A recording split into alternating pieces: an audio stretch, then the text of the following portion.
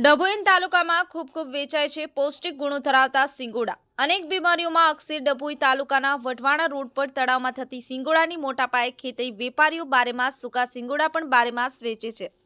ડભોઈ તાલુના પાણીમાં ઉગતા સિંગોડા સ્વાસ્થ્ય માટે ઘણા પૌષ્ટિક ગણાય છે અને ઘણી બધી બીમારીઓમાં ફાયદાકારક ગણવામાં આવતા હોય છે। ઉપરવાસમાં તેના લોટની વિવિધ વાનગી બનાવવામાં આવતી હોય છે। સિંગોડા મોટા ભાગે તળાવમાં રોપાતા હોવાથી વા ગ્રામ્ય વિસ્તારોમાં સિંગોડાની રોપણી કરવા લોકો તળાવો ભાડે લેવા માટે હરાજી કરે છે।